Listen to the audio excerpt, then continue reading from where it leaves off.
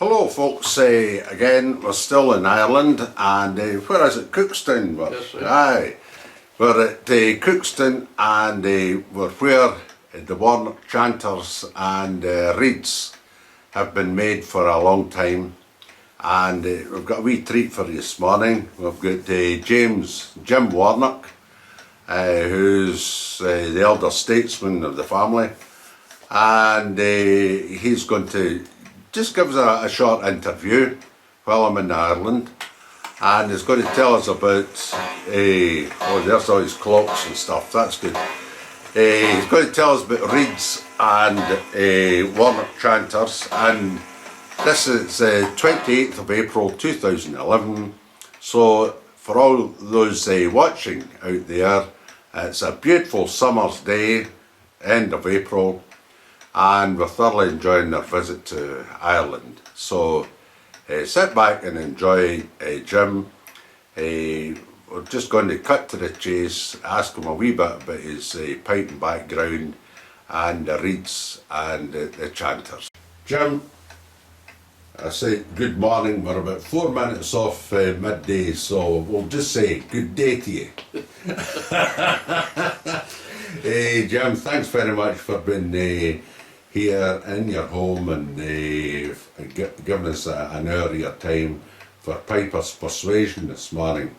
And it would be a wee bit remiss of me coming across to Ireland and not speaking to your good self, because you've been famous for a number of years for the reed making and the Warnock chanter. So I think we'll kick off.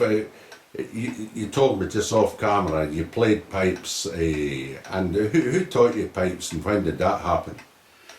I started to play pipes about, the first time I played pipes out with a band was in 1934. Ah, there you are. What age were you then? I was about 14 years of age. Okay. And I was taught by Tom Green. Tom Green. Yeah, ex-Scottish Guards. Okay. And Tom had a way of writing music that it looked simple and matter, even if it was a hard tune. Aye. So Tom was he from Ireland? No, he was from Scotland, from Glasgow. Right. Yeah. But he was across here. Did they stay here, Tom? Oh, he did. Tom done his time in the army, the Scottish Guards, and then he went till as a steward on a boat. And there was a gentleman here that played the pipes and had an estate outside Cookstown. And he was a sort of a piping fanatic. Right. And he put an ad in the paper for a butler that could play pipes. A butler? A butler. Aye, okay. And Tom Green saw this ad and he applied and he got the job. Great.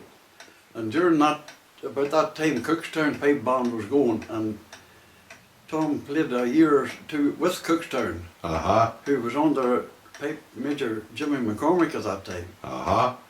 And then there was a wee mishap with Tilly Lagan and Jimmy McCormick, who was teaching Tilly Lagan at that time. That was my band. Right. And Green was approached, would he come and teach Tilly Lagan? And Green come to Tilly Lagan, and that was where I got my education on pipes.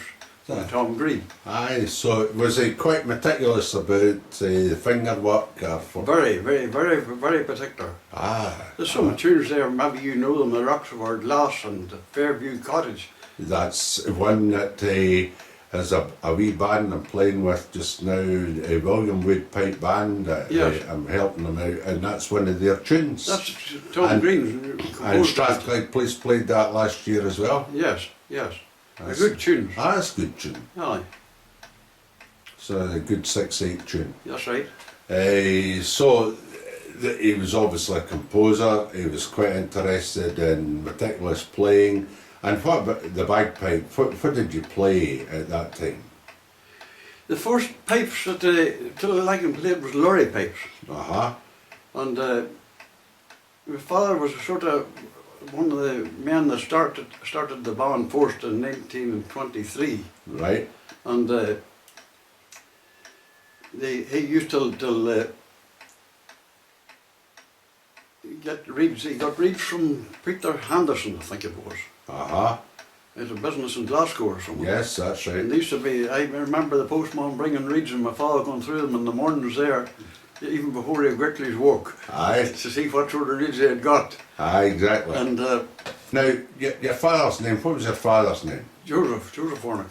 Joseph. Yes. And was he quite a player himself? He was self-taught, Self-taught, right. but always tried to improve himself all the time. Aye. So what kind of chanters did you play in the band at that time? You had lorry pipes, was it lorry chanters as well? I think they were hardy chanters. Okay, Yes, aye. I think they were hardy chanters. That would be maybe a wee bit later on, eh? Yes, Aye. the chanters at that time was a lot flatter than they are now. Oh, aye, much lower pitch, Yes. eh? Yes. Aye.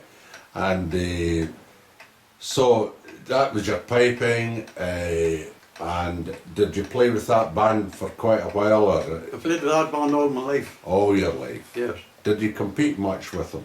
Yes, we competed in the Ulster Hall in 1933 and 1934 because we won the Ulster Hall Championships, I think 4 years on. Yeah, okay, So, But at that time, our main opposition was Cookstown Pipe Band. was it? Yes, And what grade was that? that was in grade 3. Grade 3? Yes. Because after that they were promoted then. Aye. What sort of tunes did they play? Was it just March the Spades and Reels at that time, or what? No, it was a Loch Catherine was someone. Aye. And the test piece always, there was a sports paper printed here and they called it Iron Saturday Night. Is that right? And on the last Saturday in August, the test piece for that contest came out. And the contest was always held in November. So you had a wee while just to learn the test piece, eh? The test piece was always got on the last Saturday in August. Right, good. On the paper. Aye, that's excellent. Okay, when did the family get into reed making? The family got into reed making. My father made reeds as a sort of a hobby. And he got deeper and deeper into it. And there's a fella in Scotland at that time, Peter Bain. I don't know, what was Peter Bain? Was he I was pipe major in, I think maybe one of the army bands, but he was a well-known teacher and a judge as well. Yes, well he made reeds. Yes. And Peter Bain showed my father a lot of tips about making reeds. And what about the jigs and the tools? Well, that's a different story then. My father worked at the reeds and I worked at milk. I had 132 acres here of land. Good. And I had 80 cows. And we milked them cows and bottled the milk and sat it on the doorstep. Right. And I just had one son. Right. And my father said to me one day, he says, I don't know, he says, I think that you and your son, he says, is going the wrong way. He says, you have no call to work as hard as you do. And you could, why not take a go at the reading making, he says. And says, you'll not always have me here to show you how to do it. Right. And he says, you'll never make much money out of it, he says, but you'll always have a pound in your pocket. Aye, good. Excellent. And at that time I had 3 silos to fill for the cattle. Okay. And I told him, right, says I, if I get these silos filled, I'll take 2 weeks with you. Right. And if I can't make a read after 2 weeks, I'll forget about it. You didn't give yourself much time, eh? Well, he come up here and he started at 6 o'clock in the morning. And I had to be out in the workshop at that time with him. And we started with these planes and they were very, very primitive. And they started with these. Right. And they showed me how to plane them, how to pair them and taper them and all. And then after about a week, he started to pick through some of the reeds I had made. Uh-huh. And would be give him a bit of a blow, and I seen him sitting these reeds to one side. Uh-huh. And say, what's wrong with them? See, there's nothing wrong with me, he says. I see them not bad reeds, he says. My hands wasn't used making reeds, and the whole thing was dirty. And he couldn't let anybody see them. Aye, okay. Wasn't used Because that. it wasn't clean cane. No. And I wasn't too particular about my hands either, maybe. Aye. And then I decided to have a go at it Right. on a sideline. Uh-huh. And he had these planes the planes that he used for the cane was made out of wooden planes. Right. And he made himself a wooden jig. Mm-hmm. And the plane to suit the circle of the reed. Okay. And I looked at this thing and thought surely there must be something better than that for playing on cane. Uh-huh. And I got in touch with a toolmaker in Coleraine. Okay. And I was that sure the whole thing would work. I went and bought 2 steel planes. Uh-huh. And Andy, my brother, I had said to him about I wanted to get jigs made for the steel planes. Yes. And my father got to hear it. Uh-huh. And he landed up here and he says, you're going to get jigs made for playing on canes. I am, that's right. And he says, you don't know what you want. I says, I do know what I want. Uh-huh. Well, see, I'm going with you.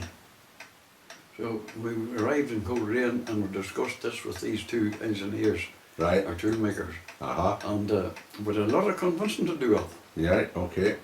And after about 2 hours talking, we got him interested in it, and they decided they would make them. Good. Excellent. So then we got a set. I got a set for him. I Uh-huh. got a set for myself. Uh-huh. And got a set for a brother in Australia. That's George. That's George. Uh-huh. So, Andy or Andrew, what do you call him? Andy? Andy, aye. He got a set. No, he didn't get a set. No, it's your father and you and George. That's right. Right, okay. And they were a great success. Mm-hmm. So, what kind of staple did you use? We made a wee thing for making the staples too. We Was used it copper or copper. brass? Oh, copper. Was it split, the whole It was a split. split Yeah. the copper staple? That's right. And so what did you use for tying in, or is it just tied in by hand? No, we made a wee spindle for Okay, made a spindle for tying in. for tying in the reeds. Yes. Right, aye.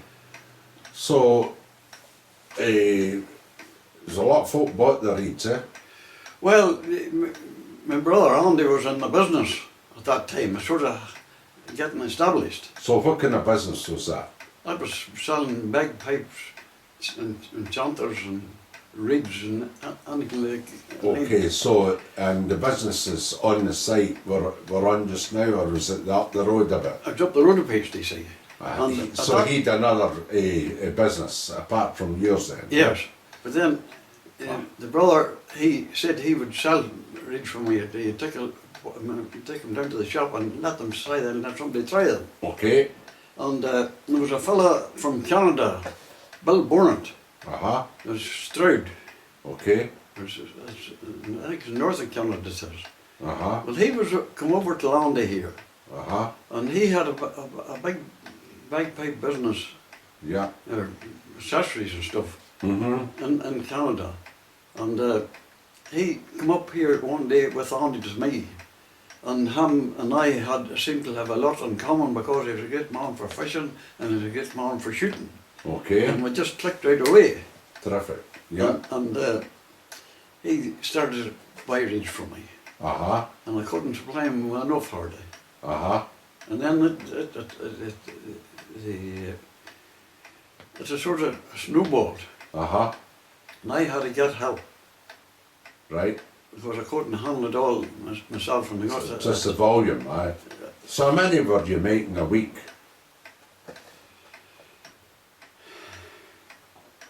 we could have made. would say, we tied roughly something over 100 if it was two of us. It's a lot of work, yeah. In a day. It's a lot, 100 a day. Yes. Goodness sake. Right, And there was a chap, a lad in the band, he was just leaving school. And he played in the band along with me here, and I knew he had a good ear. Because he picked it up just who can tune their pipes and who can't.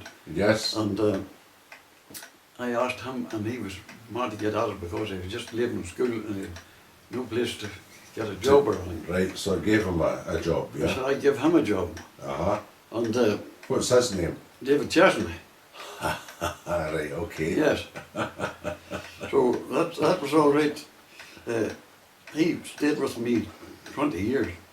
I got another chap then, we couldn't still keep up with it. And I got another chap, Nelson, Michael Nelson. Yes. And he was even better than David Chesney. Okay. Like as far as the end product was concerned, he was great. Right. And I could safely say he's the best reed maker in Ireland yet. And where is he operating now? He works along with Chesney. He works with Yes. Chesney. Right. Yes. Okay. So that's quite a number of years you were making the reeds, and you said some of them went to Canada, and most of them would be played here in Ireland, would they not? That's right. Ian McClellan comes into this story somewhere. Well, that would be in the Chanters, that would be a different...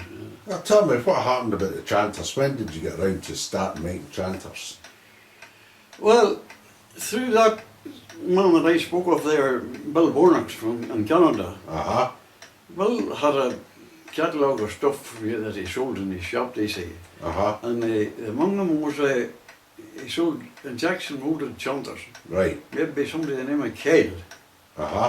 And I had always thought about that if you get an injection molded chanter, it would be, it's bound to be all the same. Yes. And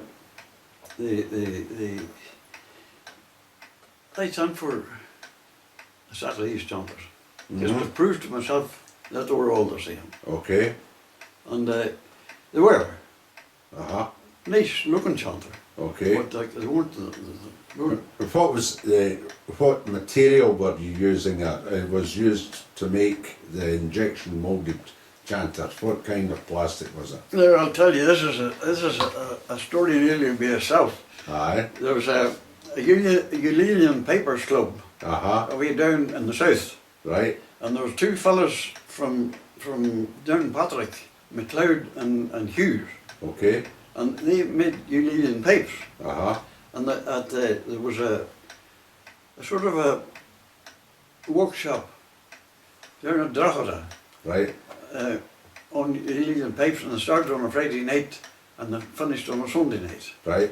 And they piped and they made reeds and they played music all night. Okay. And he asked me would I go down and give him a talk on making reeds. Well, now, Union pipe reeds and bagpipe reeds are two different reeds. of course they are, aye.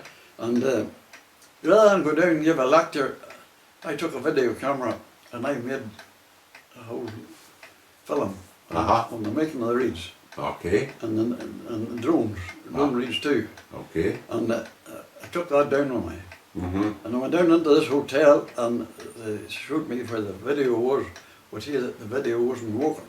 And it was wrong wire drum or something at the back, so I started to sort these wires out, and I was down on my knees at it, and got it going, and whenever I turned around the room was packed, and the fellow McLeod says to me, Jimmy, my let her run there, he says, because he says we couldn't put any more in here, So I started and I run the film through.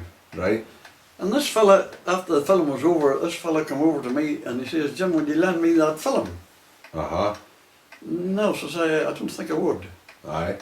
Because I have no guarantee you wouldn't copy that. Correct. Well, he says, if I went up, he says, to your workshop, would you let me see it? I will, surely. Right. And that fella is Eugene Lamb, they called him. And the first remarked to me, says he, you're getting a chanter mould made. Uh-huh. And Bray, that's below Dublin. Uh-huh. And to see the man that's making the mould will not make me a mould. I want a mould made for a flute, he says, and to see he'll not touch me till he's finished with you. Aye, okay. And the boy come up Uh-huh. about over 3-4 days after it, and saw all what I was doing. I didn't mind him seeing. Okay. And then he turns round to me and he says, what are you going to make these chanters with this? He says. Uh-huh. And I said, hey, that's I'm experimenting. Aye. Well, to see it, I'll show you someone, he says, and he pulled this wee block of wood out there. It wasn't wood, it was plastic. Right. See, that's the stuff there you want to use. Uh-huh. See, I'm going to make flutes with that. Right. And to see Bussy and Hawk and London make clarinets with it. Okay. Well, so that sounds nearly it. And as I see, it's made by ICA and they call it Marlin 66. Okay. Uh-huh. So I mentioned this till the man that was going to do the moulding for me. Mm-hmm. And he says, see, I can get that stuff, no problem at all. Good. And they got it. The first stuff was white, actually. Aye. Because the first shutters was white. But then Okay. we got the black stuff. Uh-huh. But that man saved me A lot of research, a eh? lot of research. Yeah. And he's making flute shit, that fella. Like, Is he? Why is surely? Very Aye. much so. Aye. So, and Ian McClellan, Well, where then- did he come into? I had was in touch with, I got in touch with Bob Shepherd, and I don't know what happened, but I think Bob was developing his own chanter maybe at that time. Uh-huh. But I tried Ian. Uh-huh. I don't know how I got introduced to Ian. I can't remember that.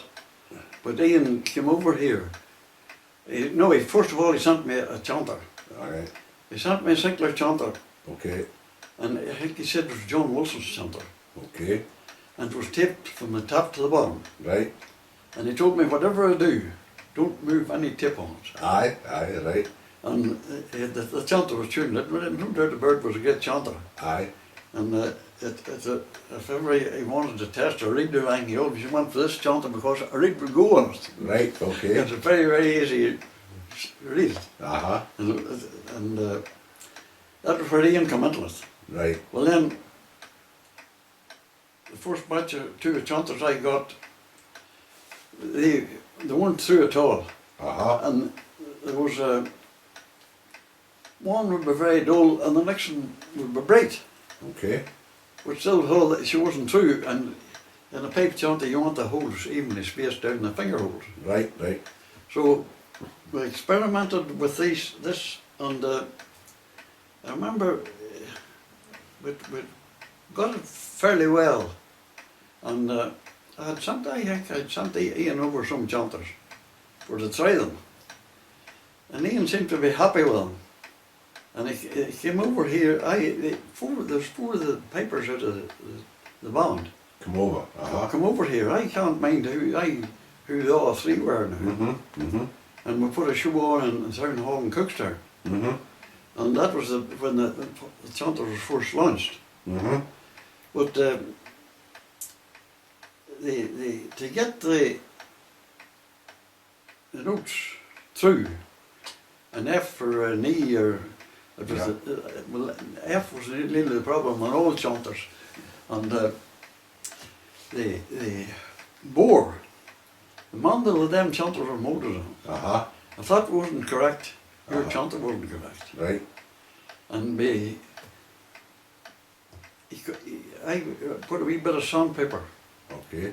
round a mandel behind the F hole, Uh-huh. and I reamed it back and forth, and every time I reamed that out, my F was getting brighter and brighter every time.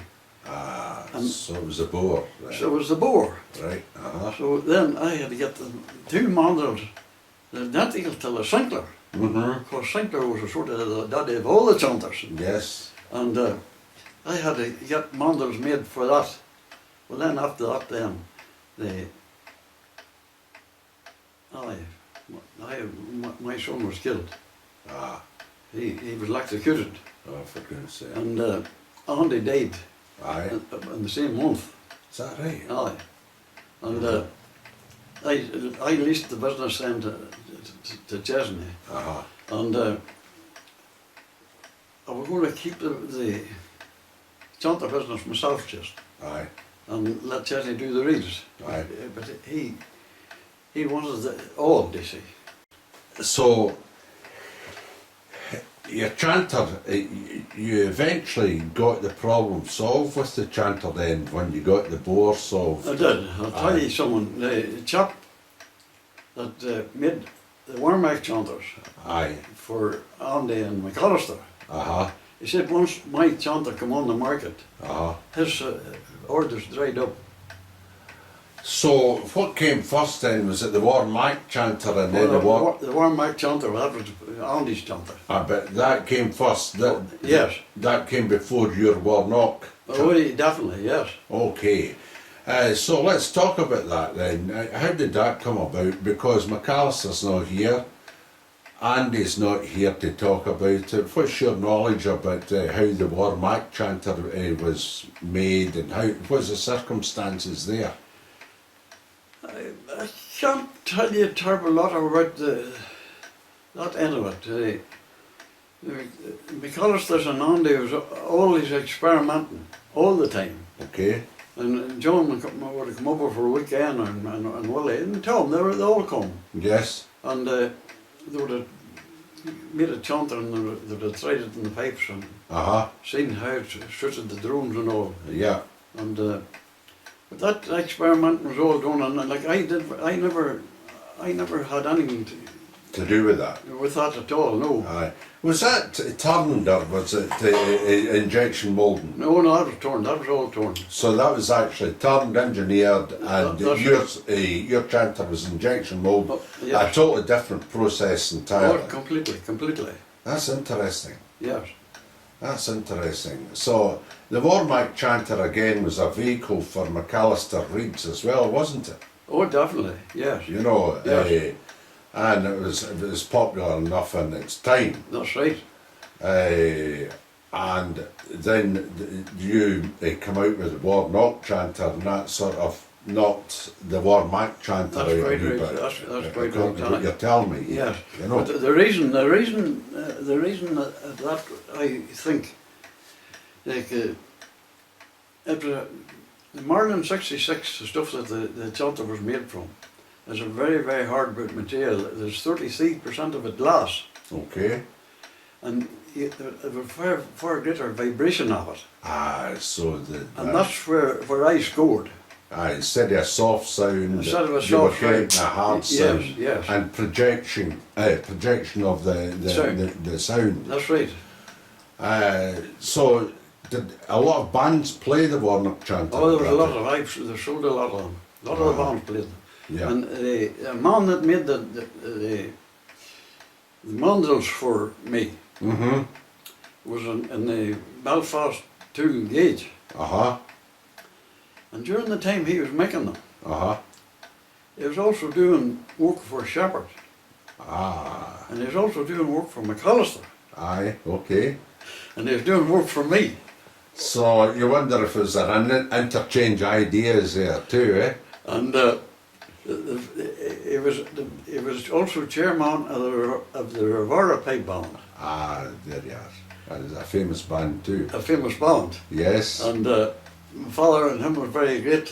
Uh-huh. And we could see what McAllister was doing, we could see what Bob Shepherd was doing. Aye. Aye. But Shepherd would also see what you were doing. Eh? He would also see what I you don't were know doing. whether he did or not, because it all depends what door was opened. Aye, aye. That's amazing, yes. Aye. So, you made the chanters here. You didn't make pipes, you just made the chanters and you made the reeds I here. didn't actually make the chanter, I got the chanters moulded. Aye. Once I got the mould, Yeah. and I took it to a firm here beside me here, Uh-huh. and they would have moulded it, Okay. maybe 50 or 60 at a time to try Okay. them, Yeah, yeah, yeah. you know. Uh-huh. And then I had to make a jig for to bore the holes. Okay, so You know, the holes holes were hand bored then? Oh, the holes was on board. Oh, Aye, so the holes didn't come with the no, injection? no. Aye. So what you were getting was a shell? That's right, the shell. Right, and then you had to set about placing the That's right. and the holes That's and right. getting the diameters of the holes You right. have the hole and the neck of the chanter. And so, but once you had that settled, was that quite simple for you? What? The holes, was it quite? Did you have a jig Oh, for yeah, holes? the jig sat there. You know, Aye, and different it's drill sizes. And That's right. Yeah, Aye. yeah. Oh, that was a simple job. Did you do your own quality control before the chanters went out the door? Oh, definitely, yes. Yes. Yes, every chanter was tested. Uh-huh. But the most important part of any chanter Uh-huh. is an inch of the neck of the chanter. Aye, the throat. Aye, Aye. like this. And what about the reed seat? Oh, well, the reed Is that important to you? Oh, that was important to surely.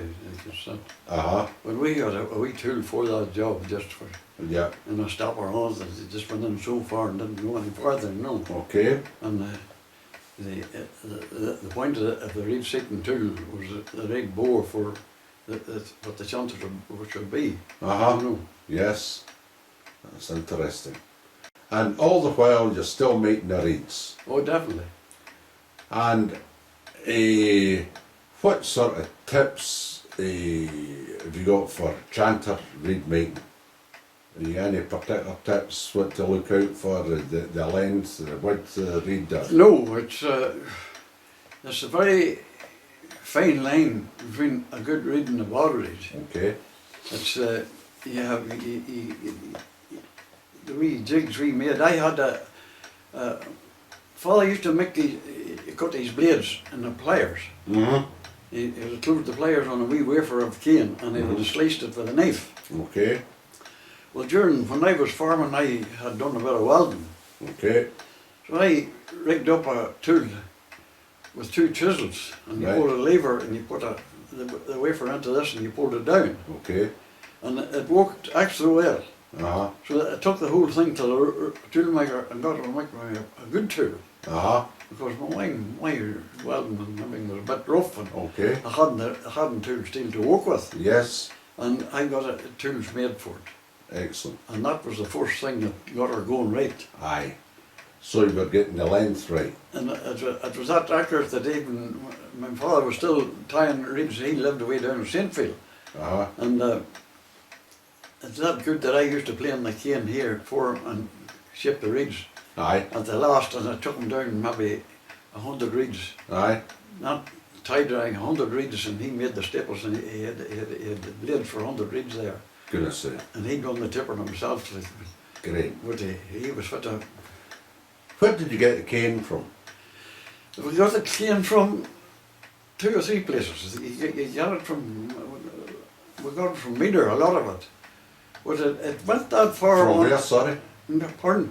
Where did you get it from? From Meader in Spain. Ah, right, aye, okay. And there's another fellow in France makes it or sells it. Uh-huh. But my father went to Australia, Yeah.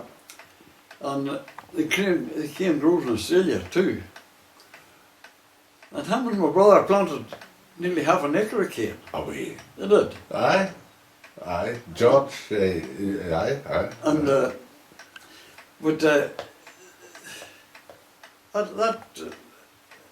I never. George left that part of Australia and went to another part, and that was all lost. They lost the cane. They lost the cane. Aye. But there's another chap now in Australia, and he's from about the same area. Many times I wondered it was the same place he was getting it. Aye. Is that the Ross guy? He made good reeds in Australia. He makes the bags now. No, this fellow, he only supplies cane. Okay. See the likes of your cane, what did you look for? Was it, did the reeds when they were made, the chanter reeds, could they absorb moisture or did they prefer to be bone dry? Oh well, we had to tie them. We all. Aye, but when we're playing, for folk playing the reeds, did did it harm the reeds if they get soaking wet? Or no, did they have to ensure the reeds were dry when they're blowing, or could it take a bit of abuse, or what? What was the story there? I think your old reeds would have to absorb moisture. Right, okay. Aye. Like there's wet blowers and there's dry blowers. Aye, absolutely. And did that affect your cane or your reeds much? No, it wasn't have now. I never pursued that the same, but Aye. like as long as the customers were coming in.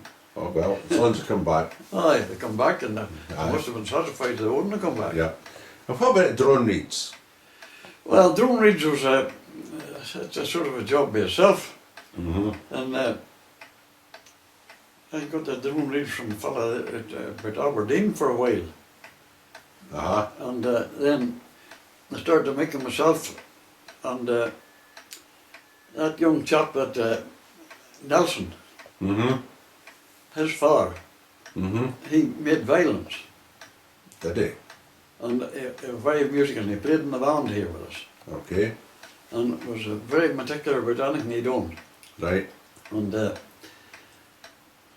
he drove a lorry tanker in the cement factory, and he was called to me going past here or something, and I got him started to make drone reeds.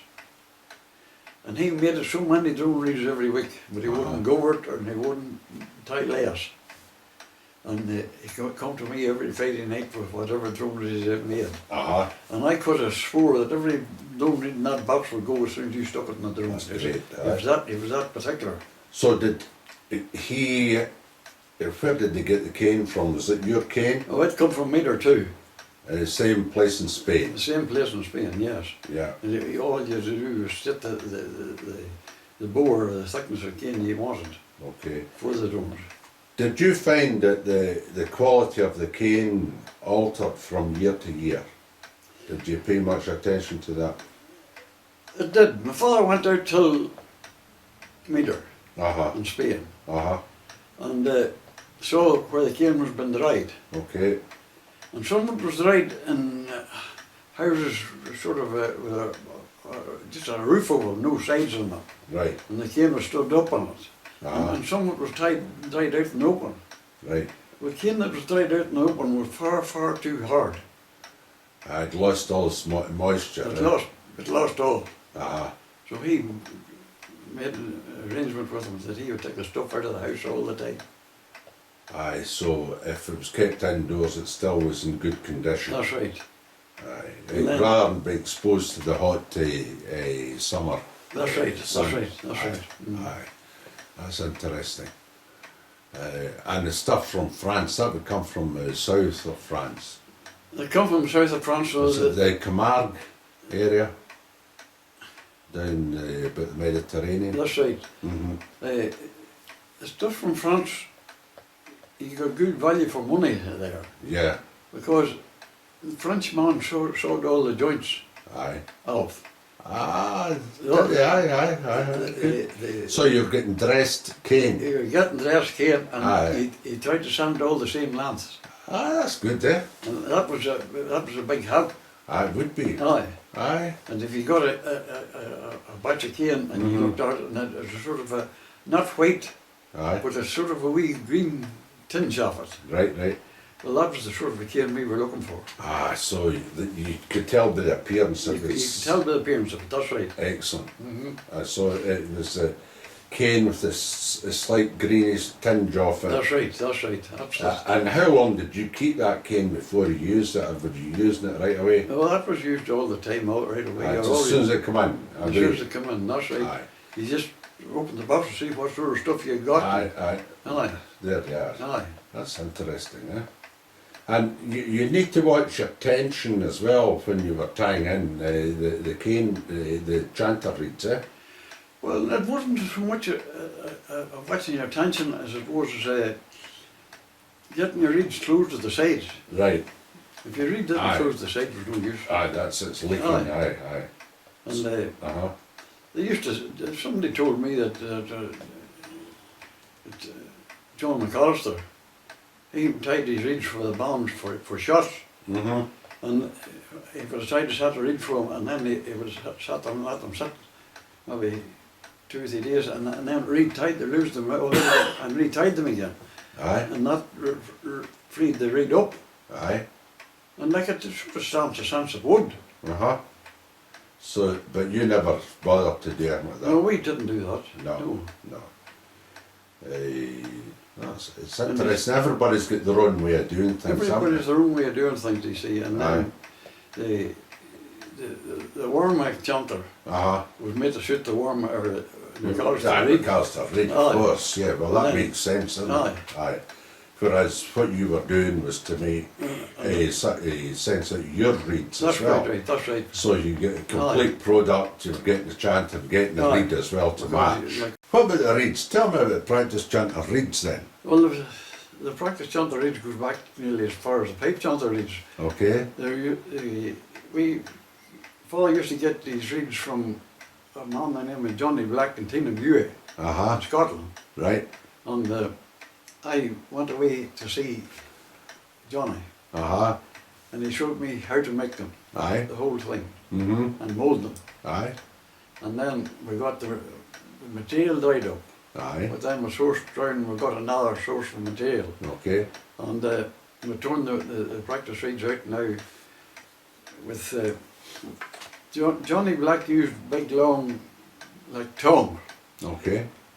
And then I got made a set of pliers then that the right shape just for Johnny's blades. And it took me maybe 2 years back and forth for experimenting with them before I got it right. Right. And finally we got it. And then from that on then the practice chanter, and we're the only manufacturer or maker of the red practice chanter reeds. You're the manufacturer there? Yes. So it's your fault we're all playing red practice chanter come from reeds? here. That's amazing.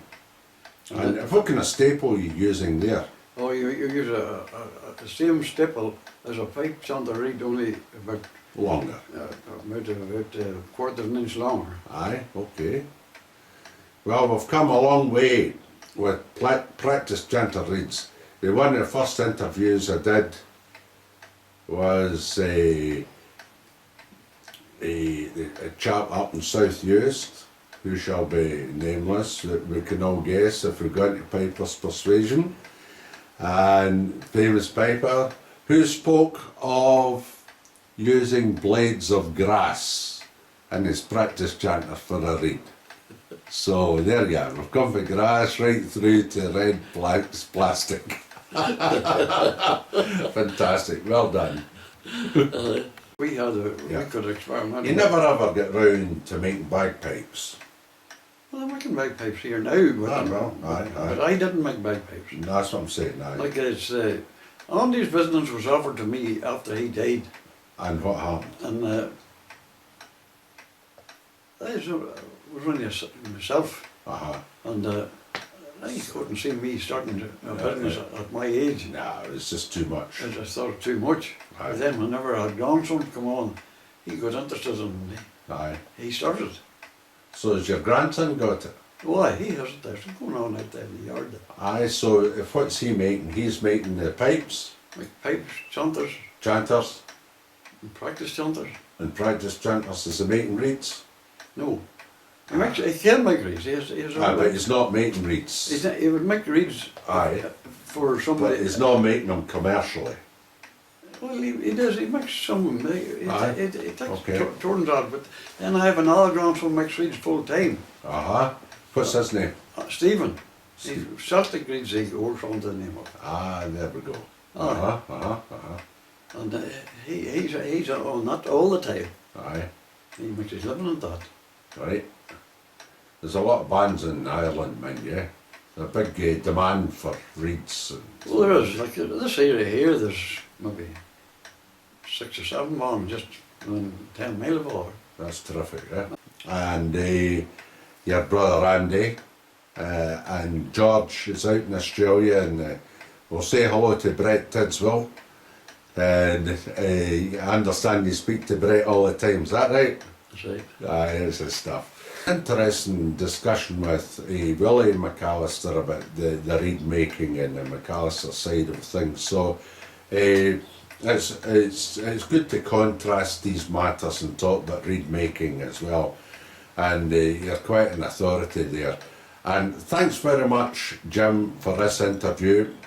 I'm just maybe going to take the camera outside and we'll see if we can pan round and discover. But thanks for that just now, and wish you all the best. Okay, Jim? Okay. All the Thank you. best. Right.